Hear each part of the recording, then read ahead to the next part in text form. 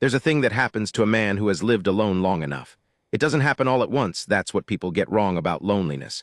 They think it arrives like a storm, dramatic and loud, something you can name and point to and say, there, that's when it started. But that's not how it works. Loneliness comes the way a river cuts a canyon. Slow, patient. So gradual you don't even notice the ground disappearing beneath you until one morning you wake up and realize you are standing at the bottom of something enormous, surrounded on all sides by walls you built yourself.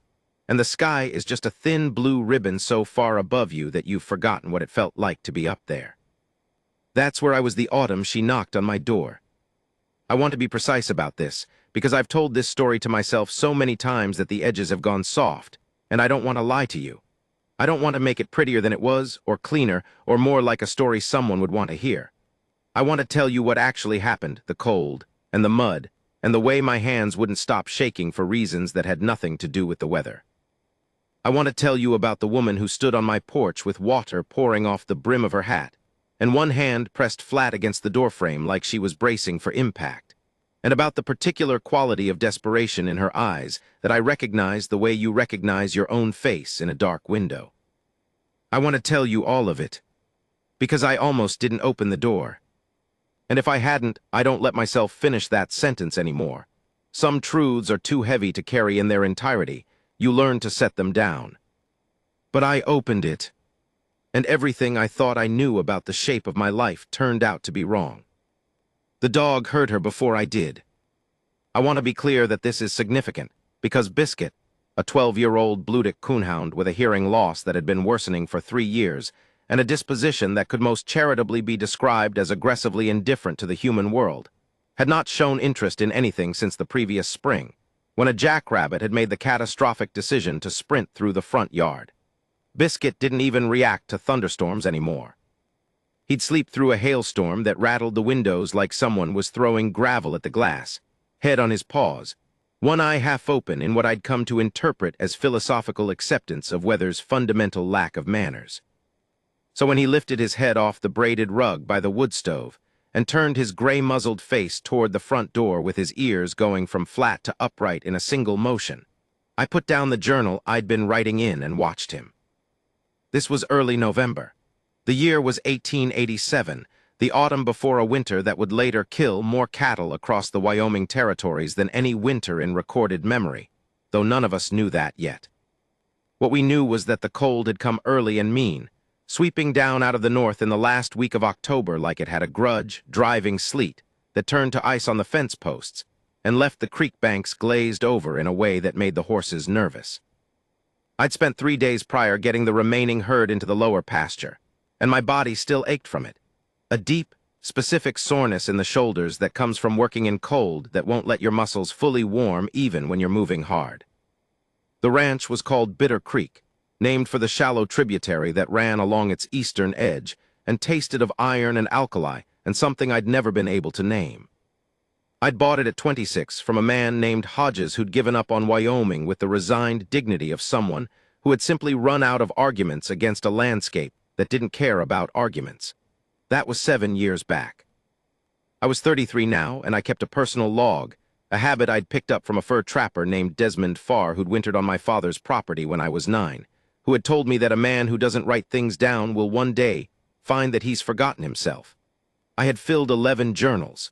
The entries got shorter as the years went on, which I recognized as its own kind of symptom but could not seem to correct. November 4th, 1887, I had written at the top of the page. Wind from the northwest, about 30 knots, temperature dropping. Lost 2 fence posts to the ice heave along the south pasture. Biscuit won't eat, neither particularly will I. I was staring at that last sentence when Biscuit raised his head. I sat still for a moment, following the hound's gaze to the door. The fire in the wood stove was doing what fires do when they're burning well, which is to say it was consuming the silence of a room and replacing it with a warm, organic crackling that normally I found settling. I noticed that I did not find it settling at that moment.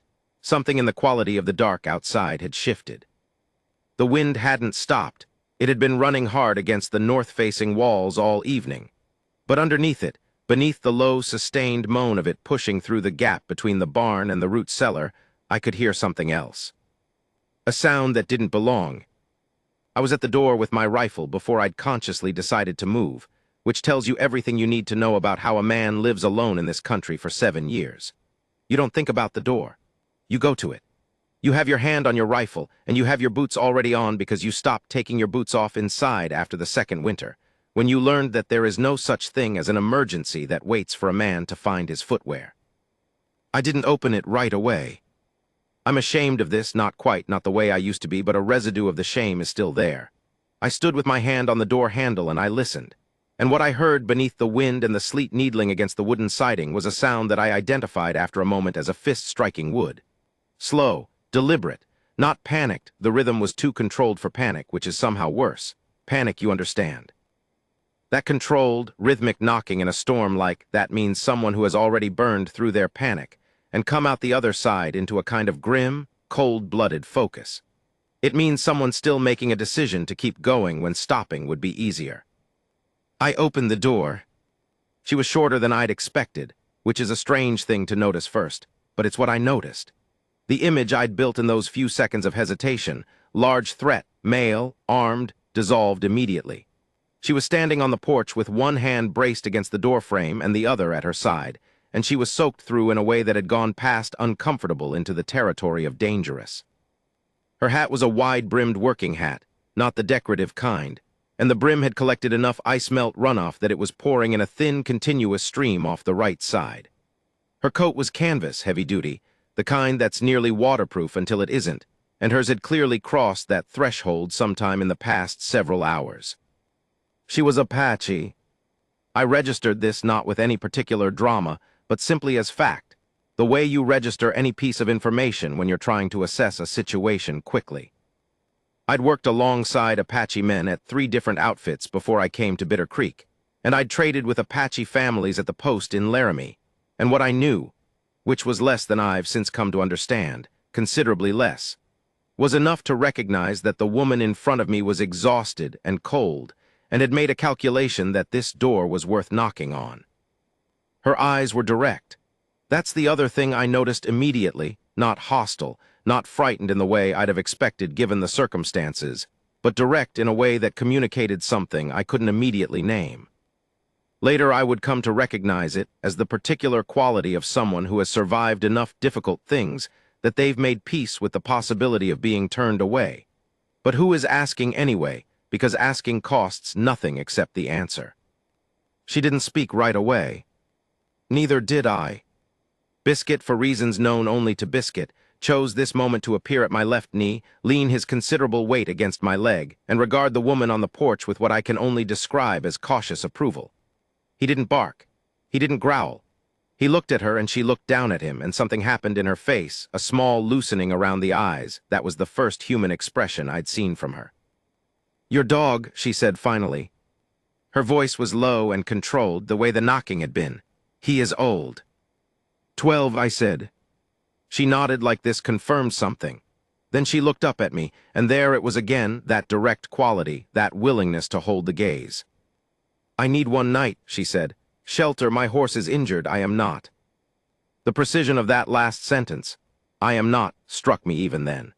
She was distinguishing herself from her horse with a kind of careful factuality that suggested she'd been in situations before where the distinction mattered, where people had made different decisions based on the answer. I stepped back from the door. "Barn's around the left," I said. "I'll come look at the horse." She didn't say thank you, and I didn't expect her to. She turned and went back down the porch steps into the sleet, and I pulled on my coat and followed her, and Biscuit went back to the rug, his assessment apparently complete. The horse was a gray mare, 14 hands, with a deep gash along the right foreleg that had bled significantly and then begun to freeze over in the cold, which had slowed the bleeding but created a different problem. The wound was clean, not a tear, not a bite, something sharp-edged had done it, and the mare was favoring the leg badly but still weight-bearing, which was a good sign. "She went through a fence," the woman said, and I could hear in her voice the particular flatness of someone who has already spent all their anger or grief on something and is now just reporting it. 3 miles east. "Wires?"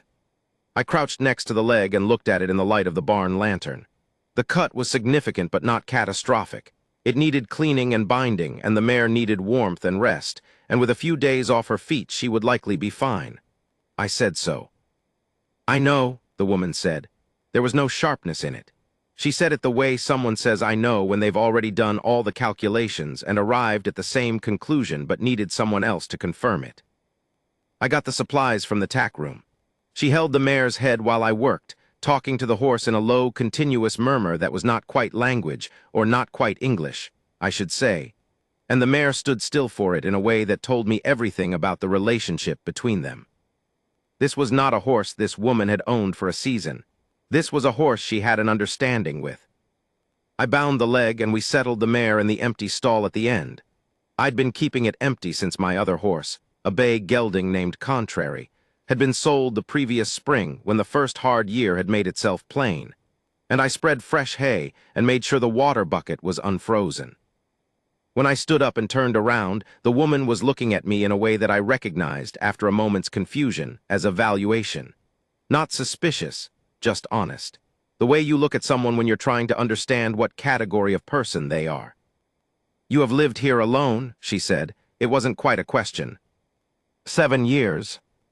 She looked around the barn at the organized tack, the labeled feed bins, the system of hooks and shelves that I'd built because living alone means you develop very particular systems or you lose your mind by inches. Then she looked back at me. "Come inside," I said. "There's food." She hesitated for the first time. I saw it, a small tightening around the jaw, a fractional shift in her posture, and I understood that accepting shelter and food from a stranger required a different kind of calculation than accepting shelter alone. I didn't say anything else. I picked up the lantern and walked toward the barn door, leaving the decision entirely with her. I heard her footsteps behind me on the straw. Her name was Saya. She told me this when we were inside, when she'd taken off the canvas coat and hung it by the fire, and was sitting at the table with a bowl of the elk stew I'd had on the stove, warming her hands on the bowl first, before she picked up the spoon. A gesture that was so specifically human and so specifically cold that something in my chest did an odd thing I couldn't immediately categorize. "Saya," I repeated, making sure I had it right. "Yes," she looked at me. "And you?" "Cal," I said. "Cal Whitmore." She nodded and ate. She ate with concentration and without self-consciousness, which is its own kind of dignity. She was hungry and she was eating, and she wasn't performing any discomfort about either fact. I sat at the other end of the table with coffee and my journal open in front of me, not writing, just having something to do with my hands. I have a habit, I should have mentioned this earlier, of needing something to do with my hands when I'm in the presence of another person. Alone, the hands are fine. Company turns them inexplicably purposeless. I'd taken to carrying a piece of smooth river rock in my pocket for precisely this situation, and I turned it over and over between my thumb and forefinger under the table. "Where were you going?" I asked. Not intrusively, or I tried for not intrusive. There was a quality to the storm outside, to the hour, to the way she'd appeared out of it, that made the question feel necessary rather than nosy. She looked at the stew for a moment. "Then south. From..." A pause. "Fort Laramie direction." She looked up. "There is nothing bad following me, if that is what you are asking." It hadn't been, but I could see why she'd offered the clarification. "I wasn't," I said. "Most men would be." "Most men are more worried about strangers than I have reason to be," I said. "I'm 30 miles from the nearest town. Nobody comes here by accident." Something shifted in her expression, not quite a smile, but something adjacent to it. A softening around the corners of the mouth that suggested she'd cataloged my response and found it acceptable. "No," she agreed. "Nobody comes here by accident." She finished the stew. I poured more coffee. The fire made its sounds. Outside, the wind was doing what it did. I wrote in my journal. November 4th, addendum, woman named Saya, Apache, storm-wrecked horse, sound woman. Barn has a guest. Kitchen has a guest. Biscuit is asleep. I looked at what I'd written, then I added. The room feels different with another person in it. I had forgotten that this was a thing rooms did. I closed the journal. I gave her the spare room, the one I'd never used, that still had the previous owner's iron bed frame and a quilt that smelled of cedar from the chest I'd stored it in. She took the offered blankets without ceremony, and I showed her where the wash basin was, And I went back to my own room and lay on my bed, and listened to the storm and thought about the fact that there was a stranger in my house and felt, against all my expectations, not invaded but something else entirely. Something I didn't have a word for yet. Biscuit came and lay at the foot of my bed, which was unusual. He was a floor dog, a rug dog, a dog who viewed the bed with principled disdain. He was a dog who had apparently made a decision. I stared at the ceiling. I wrote nothing. I slept eventually. At some point in the night I woke to the sound of the wind changing, that particular shift in pitch that means a storm is reorganizing itself, deciding what it wants to do next. And in the brief swimming moment between asleep and awake, I was aware of two things simultaneously: the cold pressing against the window glass and the fact of another person breathing on the other side of the wall. Two simple sensory facts, nothing dramatic. But I lay there and I felt the particular weight of them, and I thought, I had forgotten that this was possible, that you could know someone was in the house and it could feel like this, like a fire you didn't have to tend. I closed my eyes. The storm continued its consultations. She was up before me. I know this because when I came out of my room in the early gray light, still pulling my suspenders up and with my hair doing whatever it had decided to do overnight, she was already at the stove and there was coffee made, and she was standing at the window looking out at the snow that had replaced the sleet sometime in the night. She was looking at the snow the way a person looks at something that has complicated their plans but not defeated them. Calculating, patient. "About 6 inches," I said. "It'll ease by mid-morning." She looked at me over her shoulder. "Your dog likes me." I looked down. Biscuit was sitting beside her, his gray head level with her knee, in an attitude of what could only be called devotion. "He doesn't like anybody," I said. "He likes me," she said, and there was something in her voice, not quite amusement, not quite satisfaction, but something between them. That was the first thing she'd said that felt like it was made for this specific moment, not for general use. I poured myself coffee and stood in my own kitchen that smelled different now, still wood smoke and coffee, but something else beneath it. Some spice or oil I didn't recognize that had come in on her coat or her hair, something that did not belong to my particular 7 years of solitude. And I felt the strangeness of it like a stone in the shoe. Not painful, just there, impossible to ignore. "How's your horse?" I asked. "I looked at her this morning. She is better. She will need 3 days. I said nothing. She turned from the window and looked at me directly, that same quality in her gaze, and she said, "I will not stay 3 days. You will if your horse needs 3 days. A pause. "I cannot. Where are you trying to get to so badly that a blizzard isn't enough to stop you?" She looked at me for a long moment. Then she turned back to the window, and her shoulders, which had been square and controlled since she'd walked onto my porch, dropped perhaps a 1/4 inch, which on a woman carrying herself the way she was told me everything. "South," she said again, but this time it was different. This time it had weight in it. This time it was not a direction but a story she was deciding whether to tell. And I was standing in my kitchen in the early snowlight, and something was turning over in me the way the river rock turned over in my pocket, smooth and slow and without any particular destination. And I thought, whatever she is carrying, it is considerable. I thought, whoever she is trying to get to, or from, or toward, it matters to her in the way that only the things we can barely speak about matter. I sat down at the table. I put my hands around the coffee cup. She told me on the second day. I want to be precise about this too, because the day between the first full day, the day I'm calling the day of ordinary things, matters in a way I didn't understand until later. It is tempting, when you're telling a story, to skip past the quiet parts and get to the revelations. But the quiet parts are where things actually happen. The quiet parts are where people happen. She helped with the horses in the morning. I didn't ask her to. I started toward the barn, and she was beside me, pulling on the canvas coat that had dried overnight, and that was simply that. She moved through the barn with the same efficiency she moved through everything, quiet and purposeful, with a kind of spatial awareness that told me she'd been working in tight spaces around large animals her whole life. She knew which side to approach a horse from without being told. She knew how to check a water level and an air temperature, and a hay supply in a single pass, without any of it looking like effort. She also had opinions. This became apparent when she looked at the way I'd organized the feed storage and said, without preamble, This is inefficient. I stopped what I was doing and looked at her. The grain is too far from the stalls, she said. You walk an extra 12 feet every morning. Over a year, that is. She calculated something briefly, more than a mile of unnecessary walking. I stared at her. I have organized things the way they are for 7 years, I said. Yes, she said. You have walked extra miles for 7 years. I had no good response to this. I moved the grain bins 3 feet closer to the stall doors by afternoon, and I did not mention it, and she did not mention it, and this was the first negotiation we conducted entirely in silence, and it established a pattern. The afternoon was milder. The storm had exhausted itself, as I'd predicted, and left behind a cold that was still serious but navigable. And I spent it on the fences along the south pasture while she stayed closer to the barn, checking on the mare and doing a series of other things I observed from a distance.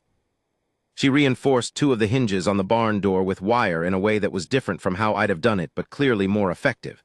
She collected the snow off the woodpile cover before it could freeze into ice and compromise the cover's pitch. She found the place where the root cellar door was not sealing properly and packed the gap with hay as a temporary measure. She did all of this without being asked and without informing me she'd done it. I found the results at the end of the day like gifts left by someone who thought gifts should be practical. That evening she asked if she could use the kitchen to cook. I said yes. What she made I couldn't identify.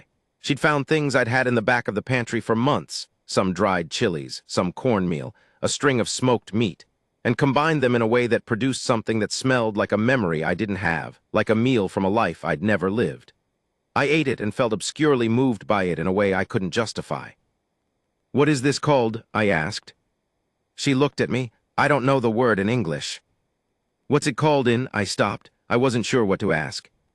In my language, she said, and the phrase had a particular quality to it, a slight emphasis on my that was not defensive but deliberate, like someone straightening a picture frame on a wall. This is mine.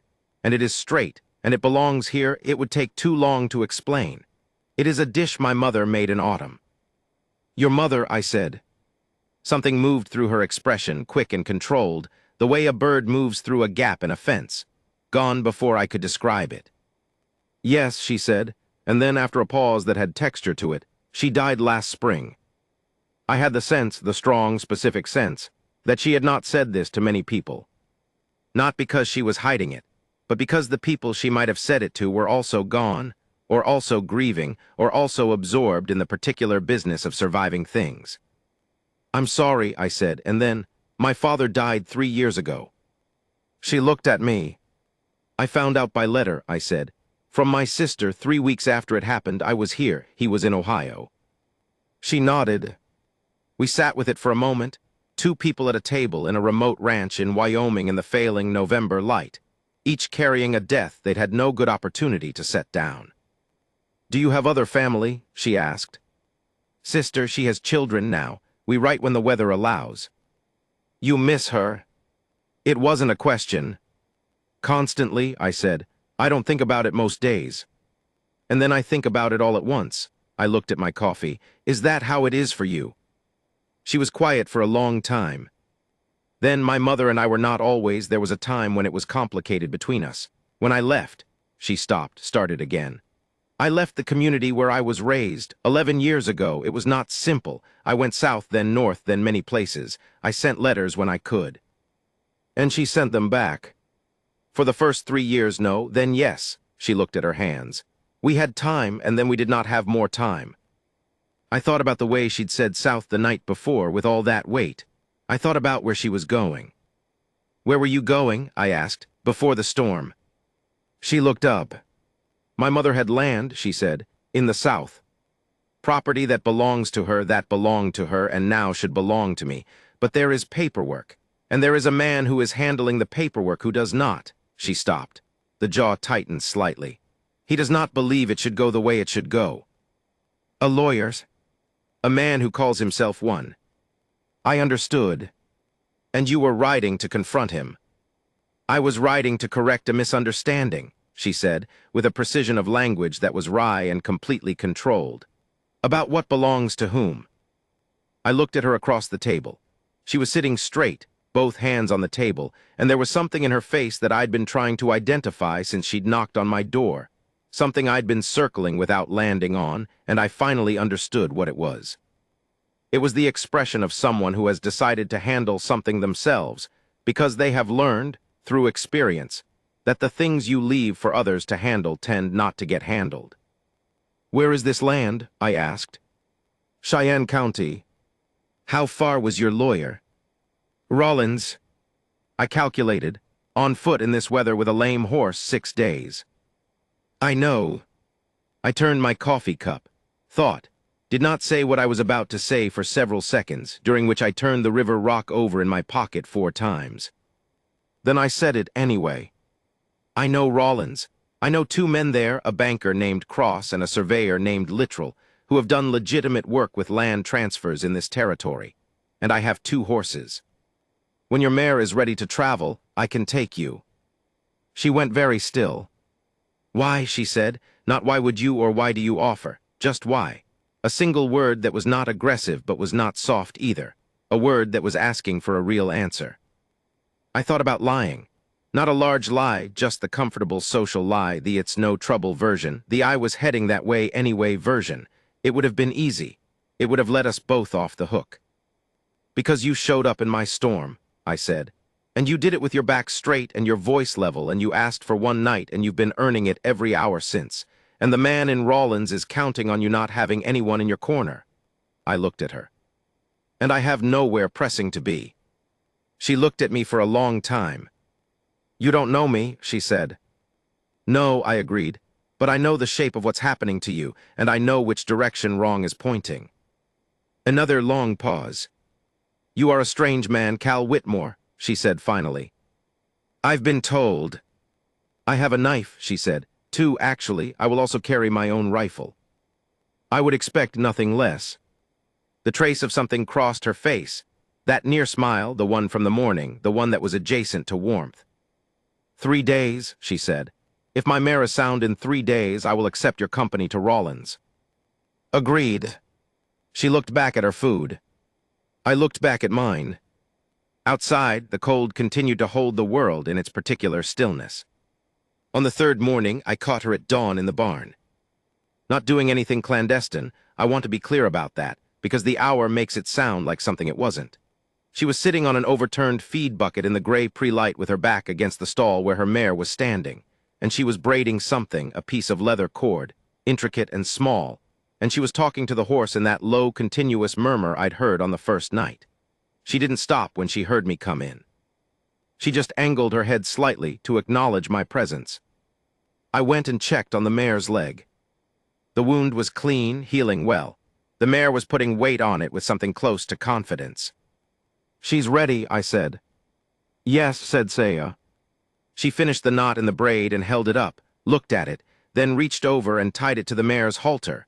A small, deliberate gesture that had the quality of a ritual without the quality of performance.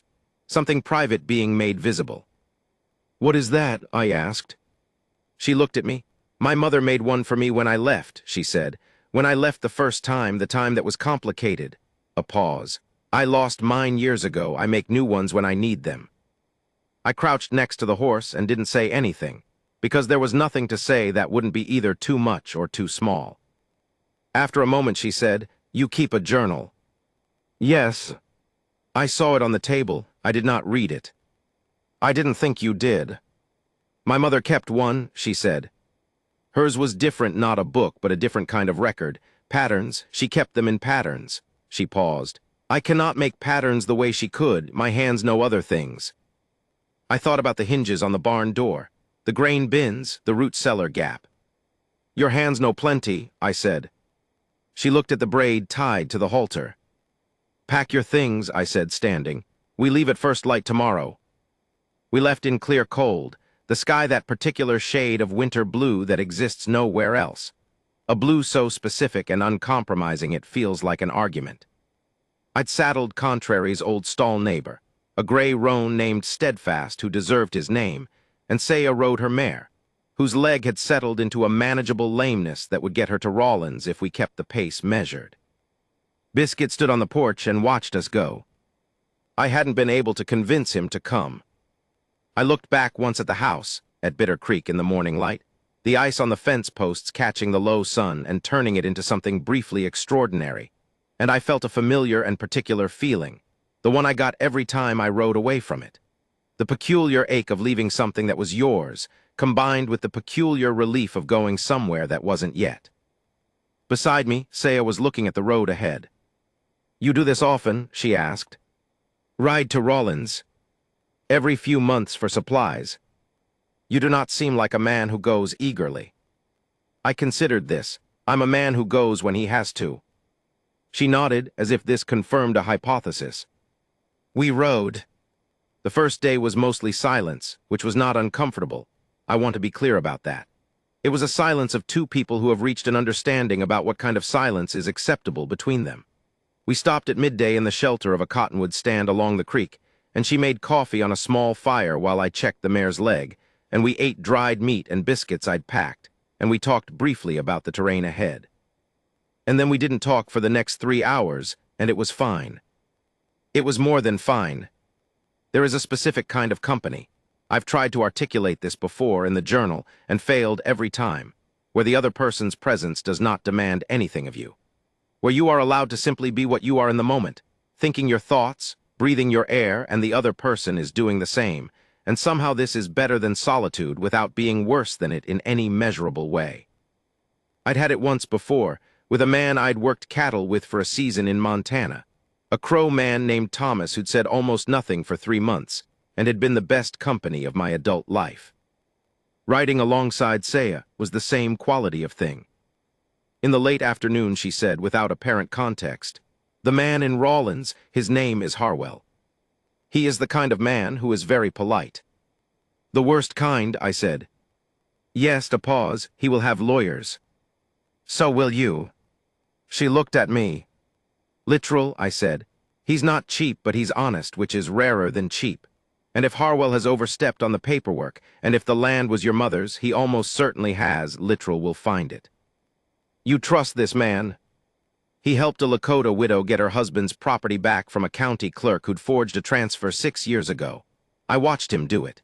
He was thorough, and he was angry on her behalf in a way that didn't need to be performed." Something in Saya's face. "That is what we need," she said quietly. "Someone who is angry on our behalf without needing to be performed." She said. "I noticed. I stored it somewhere. We made camp as the last light went out of the sky, and I built the fire while she tended the horses, and we worked around each other in the dark with the easy competence of two people who'd established their separate territories and respected each other's. I wrote in my journal by firelight. Day 1 of the ride to Rawlins. My horse is well, her horse is holding. The country is hard and clear after the storm. She said I don't know what to do with that. I think I know what to do with it. I think I am choosing not to know, because knowing might require something of me that I am not certain I'm prepared to give. I looked at what I'd written. I didn't cross it out. It was on the second night of camp, in the flats east of the divide, that I woke to the sound of her crying. Not loudly, I want to be precise, because this matters. It was not the crying of someone who had given up or collapsed. It was the contained, careful crying of someone who had made a decision to allow a certain amount of grief and was managing its borders precisely, like a controlled burn, taking out what needed taking out before it consumed everything. I lay still and did not move.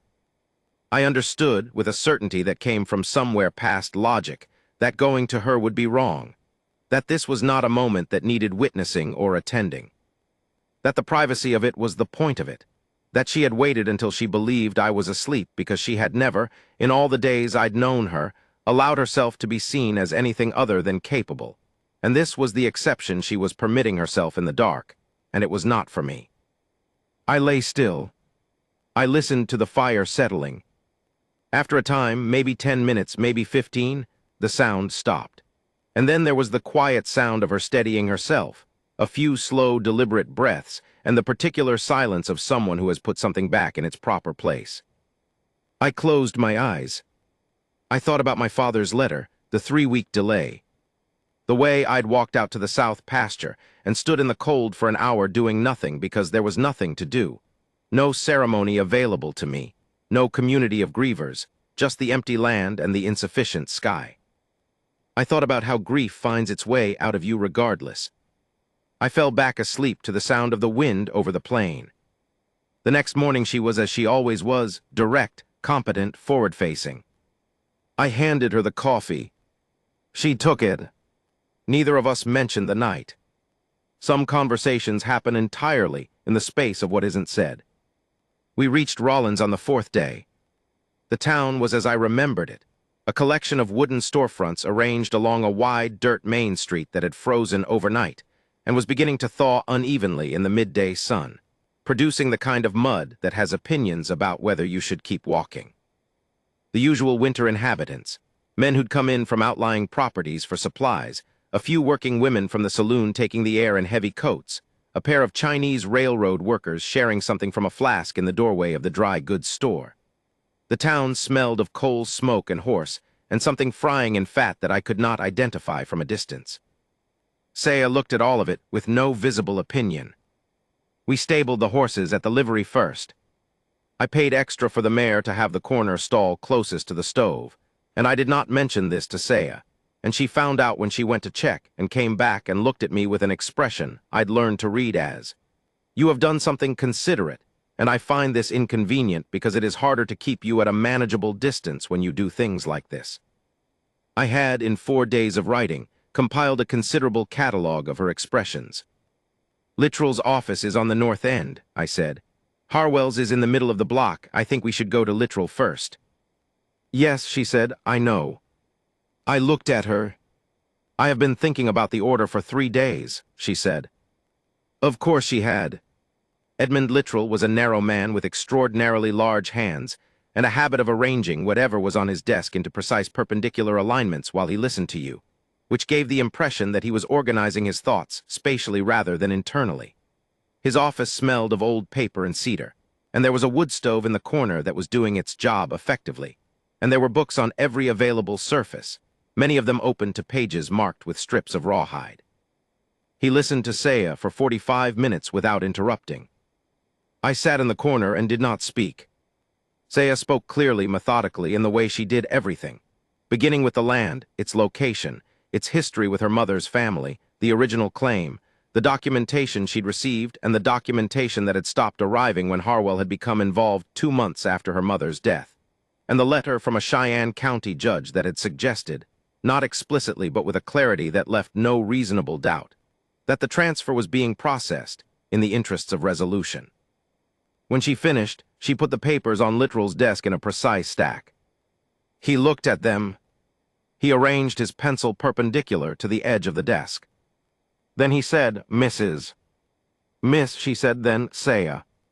"Saya," he looked at her. "What Harwell has done is not, technically speaking, illegal, not yet. It is, let me find the right word." He moved the pencil a fraction of an inch. "Preparatory." "For what?" "For something that would be illegal." He looked at the papers again. "But he hasn't gotten there yet, which means he hasn't yet committed the act that would be easy to prove in court, but he has committed several acts that are, if I'm reading this correctly, provably improper. This letter from the judge is interesting. I know this judge. He is a man who expresses himself carefully when he wishes to say something he cannot say directly. What is he saying indirectly?" Littrell looked at her. "I believe he is saying that he is aware of irregularities in this processing, and that he is constrained, by certain pressures I will not speculate about in an initial meeting, from acting on them directly, but that a properly filed challenge with the correct documentation would give him the mechanism he needs." Saya was very still. "So he is waiting for us to give him the key," she said. "That's one way to describe it," said Littrell. "What do we do?" He reached for a fresh sheet of paper. "We filed today," he said, "before Harwell knows you're in town." This was how I came to spend 4 hours in Edmund Littrell's office, which was not how I'd imagined spending them, but I was present for a reason I'd only half admitted to myself. I'd told Saya I had contacts in Rollins, but the truth was larger than that. I'd been in a land dispute myself, 5 years back, when a neighboring rancher had claimed a section of my south pasture based on a boundary survey that was either deliberately wrong or incompetently wrong, and Littrell had sorted it out in my favor. I owed him a certain goodwill, and he was, as I'd told Saya, the kind of man who got angry about injustice without performing it. He was visibly, quietly angry as he worked through the documents. Saya sat across from him and answered every question with precision. She had brought every relevant paper, organized chronologically, in a leather case that she'd produced from her saddlebag, with the calm of someone who had prepared for this meeting long before the storm had forced the detour through my ranch. She had been building this case for months. She had been living with this fight in her back pocket, while she rode through blizzards and tended wounded horses and reorganized strangers' grain bins. I thought about that. I thought about what it costs a person to carry a fight for that long, alone, without putting it down. At 3 in the afternoon, Literal stood and said, "I need 2 hours with my law books and a messenger. Can you be here at 5? "Yes," said Saya. We left. On the wooden sidewalk outside, in the thin afternoon sun that was doing its best against the cold, Saya stopped and stood very still for a moment. I stood beside her. A wagon went past. A dog ran under it for reasons of its own. "Are you all right?" I asked. A pause. "I don't know what that means right now," she said honestly. "Fair." She looked at the street, then at me. "Why did you come in? You didn't need to be in the room." I turned the river rock over in my pocket. "I know Literal," I said. "I wanted him to see that you had someone. It changes the quality of his attention slightly. He's a good man, but he's a practical man, and a woman traveling alone to contest a land claim gets one kind of attention, and a woman with someone known to him in her corner gets another. I wanted you to have the better kind." She looked at me for a long time. "You thought of that before we went in," she said. "On the ride over from the stable. You didn't tell me." "I didn't want you to feel like it was something I was doing for you," I said. "It isn't. You don't need me to do things for you. I just moved a piece on the board that I was able to move." She was quiet. Then she said, "My mother would have liked you." It hit me somewhere I hadn't expected, and I didn't have anything ready for it. So I just nodded once and looked at the street, and she looked at the street, and we stood there in the cold like that. After a while she said, "I want to eat something, and I want it not to be dried meat." "There's a place on the corner," I said. "The woman who runs it makes a beef soup that is genuinely better than anything you'll find between here and Laramie." "Good," she said. "Then let's go." We were back at Literal's at 5. He had the filing prepared.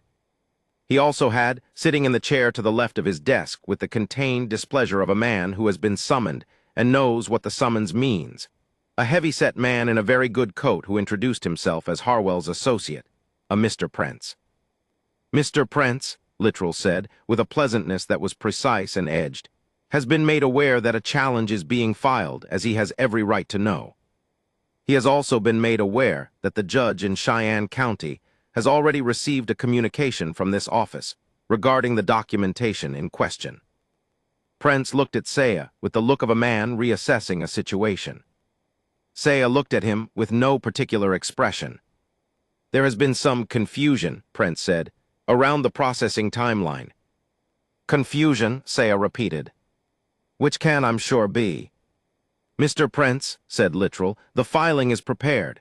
If your client would like to avoid the particulars of this challenge becoming a matter of public record in Cheyenne County Court, I suggest the most efficient path is a corrected transfer, properly executed within 10 business days. Otherwise," he indicated the document on the desk, "we proceed." A silence. Prentz straightened his coat. "I will need to speak to my client," he said. "Of course," said Literal. "The door is behind you." After he left, Literal looked at Saya. "I would give this a 70% chance of resolving correctly without court," he said. "Harwell is not a stupid man, and stupid is what it would take to proceed against a properly filed challenge with a sympathetic judge." "And the other 30%?" Saya asked. "Then we go to court and we win more slowly," he said. "But we win." She looked at him for a moment. Then she looked at me, and there was something in her face I hadn't seen before, something that had loosened, something that had been held rigid for so long that the act of releasing it had made the muscles around it visibly uncertain what to do.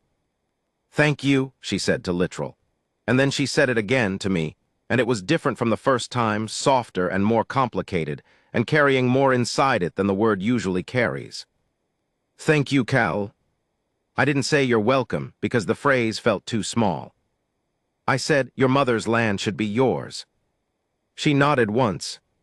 Her eyes were steady, but the thing behind them was not. We stayed 2 nights in Rawlins.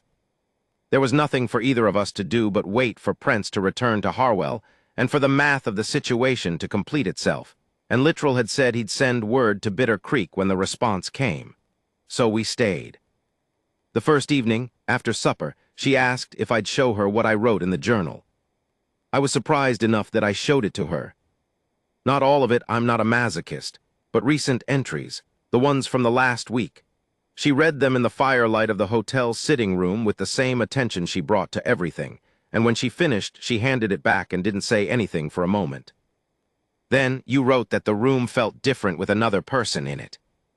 Yes. And that you had forgotten that rooms did that. Yes. She looked at the fire. I had forgotten it too, she said. It has been a long time since I was somewhere that felt inhabited, like a place where someone lives rather than where someone stays. Bitter Creek is a place where someone lives, I said. She looked at me. Yes, she said quietly. It is. On the second morning, I woke early and went down to the stable and stood with the horses in the early cold and tried to think clearly about what I wanted to say. I'd been running what I wanted to say through various arrangements in my head for 2 days, and none of them had come out right, which is the problem with trying to say something true. True things tend to resist the kind of preparation you want to give them. Biscuit wasn't here to lean against my leg. That, too, I noticed. I went back up. She was at the window of the hotel sitting room. There was apparently a version of every morning where she stood at a window and looked at something outside with that calculating patience. And when I came in, she didn't turn around, but she said, I have been thinking about the land. What about it? When it's settled, she said, I will need to decide what to do with it, the land. It was not being worked. My mother couldn't manage it alone at the end, and after she died it sat. There are structures, a house, a barn, I'm told, not large. She paused. I don't know yet what I want to do with it. I came and stood a few feet away from her, looking out the same window at the Rawlins Street in the morning light. What are the options? I said. Sell it, lease it. Work it myself, she paused, or something I haven't thought of yet. I turned the rock over in my pocket, twice, 3 times. The something you haven't thought of yet, I said, might include. She turned and looked at me. I stopped. She looked at me for a long moment, and there was something in her expression that was the most honest thing I'd seen from her yet, which was considerable, given how honest everything else she showed had been. There was possibility in it, and caution, and the specific kind of hope that has been tested enough to know its own limits. Cal Whitmore, she said, you are about to say something that will change the shape of things. I am, I said. A pause. Say it then, she said. I thought of Biscuit on the porch, watching us go. I thought of the room that felt different with another person in it. I thought of grain bins moved 3 feet closer to the stalls and braids, tied to halters and coffee made before I woke. I thought of a woman crying quietly in the dark and putting herself back together before morning. I thought of how a person can stand at the bottom of a canyon they built themselves, looking up at a ribbon of sky, and forget what it felt like to be up there. And then someone knocks on your door.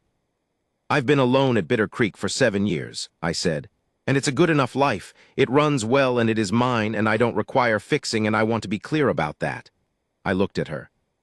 But it is a life built for one person, and I built it that way on purpose because I didn't know another way to build it. And I think, I stopped, started again. I think I would like to know how to build it for 2. The sitting room was quiet. The street outside made its morning sounds. She held my gaze. This is not, she said carefully, this is not a thing said lightly. No, I agreed.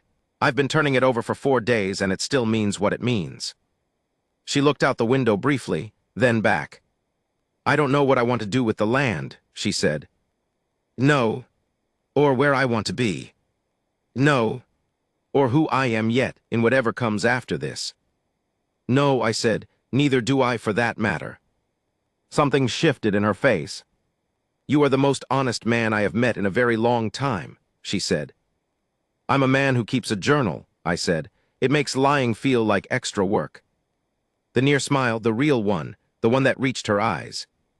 "Your dog," she said. "What about him? He chose me the first morning." "He did," I said.